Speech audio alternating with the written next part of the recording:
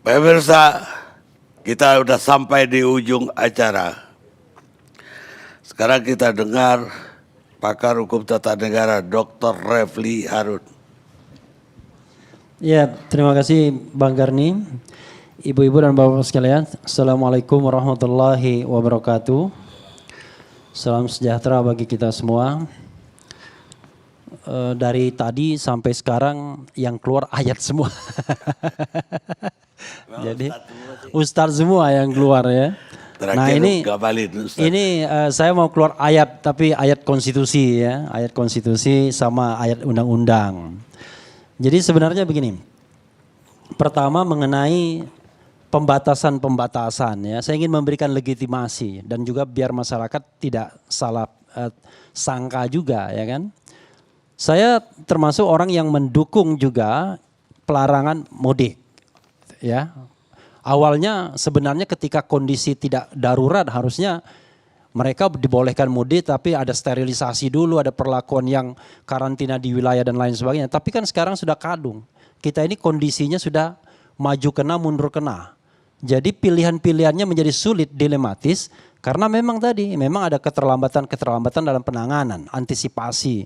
Sebagai contoh misalnya, saya mendengar itu dari pejabat gitu, tidak saya sebutkan namanya. Ketika COVID-19 itu di luar negeri, masih di Cina dan lain sebagainya, sebenarnya dia sudah minta data orang Cina yang datang ke sini.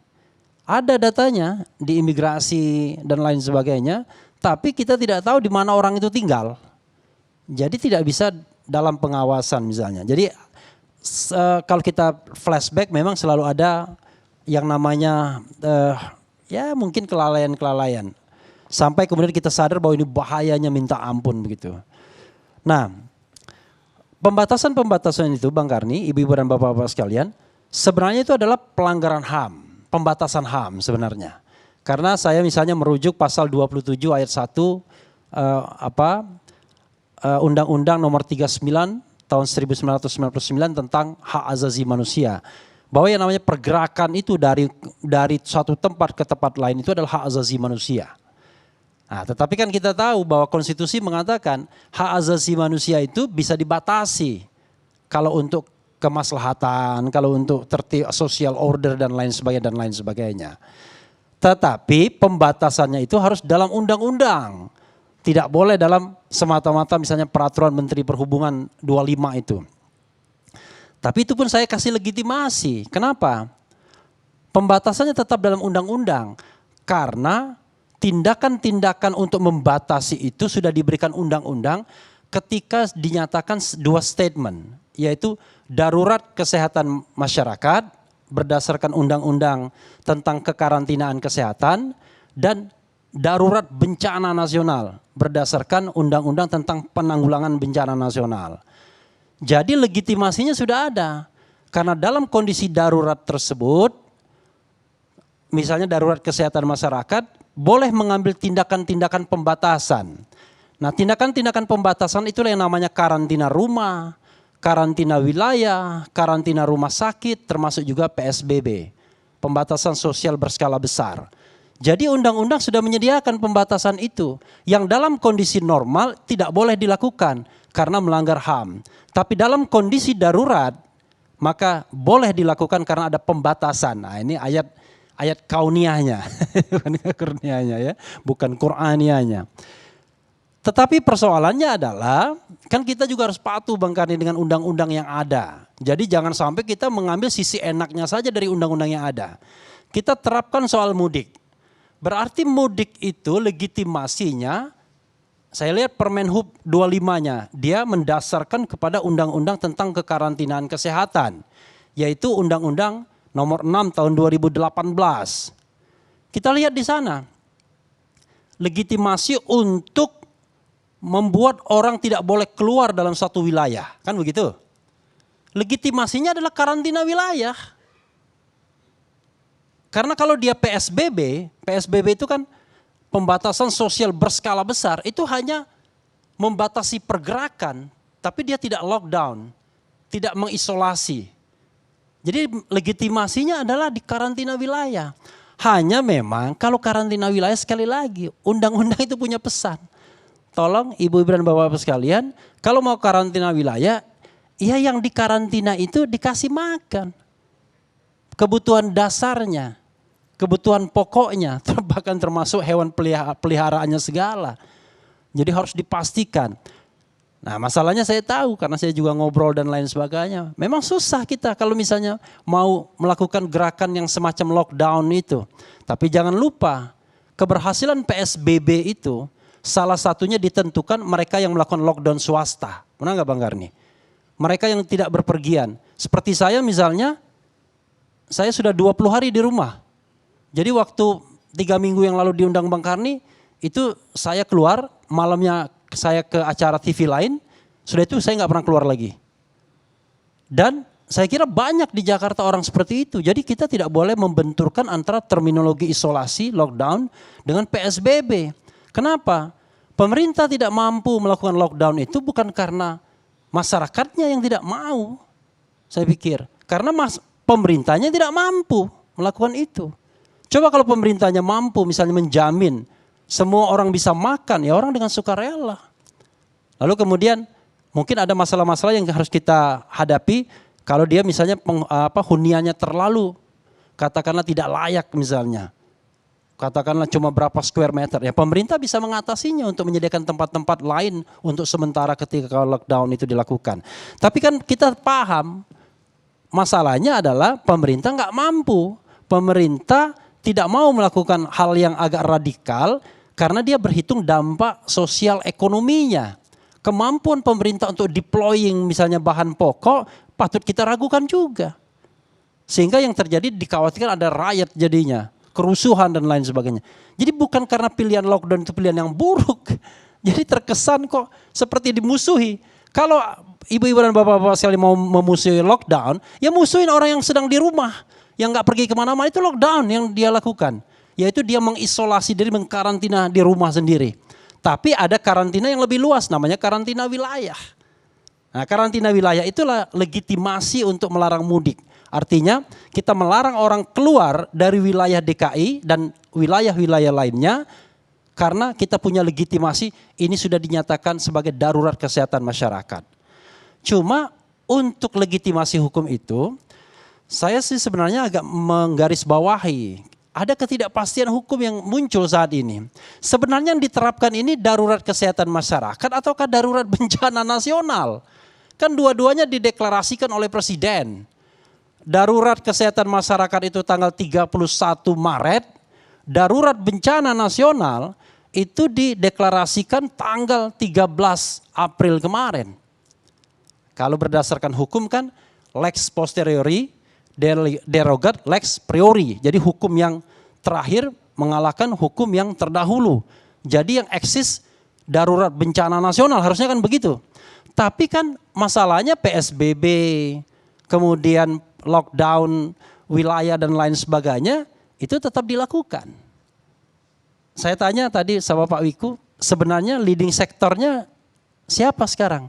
Katanya tim gugus tugas COVID-19. Tim gugus tugasnya untungnya BNPB. Kalau bukan BNPB itu tidak sesuai dengan undang-undang tentang penanggulangan bencana. Karena dalam undang-undang penanggulangan bencana, begitu dijadikan bencana nasional, maka leading sektornya Badan Nasional Penanggulangan Bencana.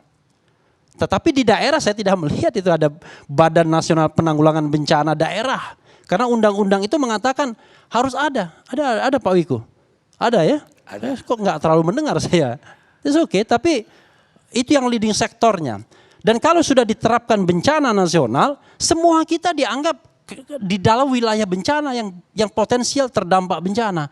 Baca nggak undang-undang itu? Kewajiban pemerintah itu memenuhi kebutuhan dasar semua masyarakat yang kemudian terdampak bencana itu. Nggak main-main. Saya khawatir sebenarnya pemerintah itu nggak paham aja dengan undang-undang yang mereka buat sendiri. Seolah-olah, wah udah kita deklarasikan darurat kesehatan masyarakat. Oke, kita deklarasikan. Lalu kita deklarasikan juga darurat bencana nasional, kita deklarasikan. Tapi kewajiban-kewajiban yang diatur di dalam undang-undang itu bagi masyarakat tidak dilakukan secara as it is apa adanya. Yang ada tentu adalah tugas-tugas umum pemerintahan. Nah, kalau tugas umum pemerintahan itu memastikan orang makan dan lain sebagainya kan setiap saat harus begitu. Tetapi kalau kita mengikuti betul undang-undang tentang penanggulangan bencana, undang-undang tentang darurat kesehatan masyarakat, tentang kesehatan, kekarantinaan kesehatan, maka sesungguhnya tidak semudah itu tugas pemerintah. Nah, ini yang ingin saya ingatkan kembali kepada pemerintah. Oke. Berikutnya yang juga ingin saya tegaskan adalah sebenarnya kalau pemerintah ingin legitimasi melakukan tindakan-tindakan yang katakan lebih punya dasar, kenapa nggak bikin perpu tentang penanganan COVID-19 ini? Yang dibikin malah perpu tentang KKN keuangan yang kemarin yang perpu nomor 1 2020 yang sudah diajukan judicial review oleh Amin Rais, Din Samsudin, kemudian siapa lagi? Ada beberapa tokoh masyarakat. Kenapa tidak membuat perpu yang COVID-19 secara spesifik memang betul-betul untuk menangani ini? Karena begini, sebagai contoh perdebatan kita mengenai karantina. Sebenarnya kalau kita baca undang-undang itu as it is, apa adanya, karantina rumah itu terhadap satu rumah saja Bang Karni. Jadi kalau ditemukan dia ada COVID-19 di situ, rumah itu kena karantina. Nggak boleh kita mengatakan Anda stay at home. Nggak ada dasarnya sesungguhnya. Dasarnya adalah PSBB saja, tapi itu imbauan. Bukan sesuatu yang Anda di lock begitu. Lalu kemudian adanya karantina wilayah. Nah wilayah itu misalnya wilayah DKI. Coba bayangkan, kalau kita cuma menerapkan karantina wilayah, orang tidak boleh masuk DKI dan tidak boleh keluar DKI. Tapi kan di dalam DKI-nya sendiri sudah penuh yang namanya virus ini. Jadi karena itu harus dikombinasikan. Tetapi kita kan fatalistik, seolah-olah PSBB dihadapkan dengan lockdown rumah sakit dan lain sebagainya. Padahal itu kebijakan-kebijakan yang bisa kita kombinasikan. Dan kalau ada kelemahan-kelemahan atau kekurangan-kekurangannya, contoh misalnya, kekurangan lainnya adalah lockdown yang lebih kecil, isolasi yang lebih kecil, misalnya isolasi kampung. Kan bisa dilakukan sesungguhnya. Kalau misalnya lockdown rumah tidak mungkin dilakukan, ya isolasi kampung. Dan itu bukan PSBB sesungguhnya, karena PSBB memungkinkan orang keluar. Nah itu yang sebenarnya harus diadres sesungguhnya di dalam perpu COVID-19 yang saya tidak lihat. Kemudian yang juga ingin saya singgung adalah mengenai koordinasi antar pemerintahan. Nah ini, jadi antara pemerintahan di pusat dan antara pemerintah pusat dan pemerintah daerah. Intinya adalah masyarakat seperti kita semua kan mendukung bagaimana kemudian COVID-19 ini bisa diberantas sama-sama. Tetapi tentu kan kita meng-underline kelemahan-kelemahan pemerintah. Salah satunya dalam hal koordinasi. Saya tanya misalnya, kalau kita bicara kementerian koordinator, leading sektornya siapa? Kementerian koordinator. Kan mestinya Kemenko PMK bukankah begitu Pak Ngabalin? Karena dia yang membawahi Kementerian Kesehatan yang akan bertugas untuk pemberantasan COVID-19. Tapi kita kadang-kadang jarang mendengarkan leading sektornya itu Kemenko, ya kan? Paling di kabinet, bukan gugus tugasnya. Yang bicara tadi malah Menko Polhukam. Kalau Menko Polhukam kan berarti pendekatannya sudah politik, hukum dan keamanan gitu ya.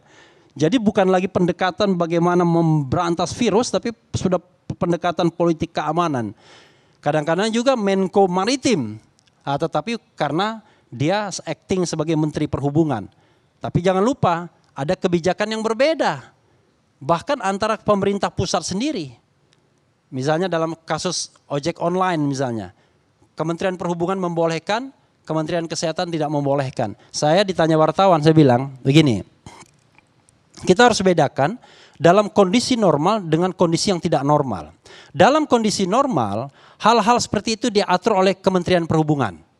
Itu dalam kondisi yang normal. Tapi dalam kondisi darurat seperti ini, kalau misalnya statementnya adalah darurat kesehatan masyarakat, maka yang terdepan itu adalah Kementerian Kesehatan. Oke? Tetapi ketika kemudian ini dijadikan status bencana nasional, maka leading sektornya adalah BNPB. Nah, saya tidak tahu. Sebenarnya perspektif kita ini pendekatannya bencana atau pendekatannya darurat kesehatan, Bang Karni. Karena itu beda sekali pemberlakuannya, perlakuannya berbeda. Saya sambil mengatakan sesungguhnya esensinya adalah darurat kesehatan masyarakat, tetapi perlakuannya darurat bencana. Kenapa? Karena mudah deployment anggaran, mewajibkan pemerintah daerah untuk berpartisipasi, menyediakan, mengalokasikan anggaran di APBD dan lain sebagainya. Karena kalau di undang-undang tentang penanggulangan bencana itu lebih jelas hierarkis administrasi untuk menanggulangi bencananya.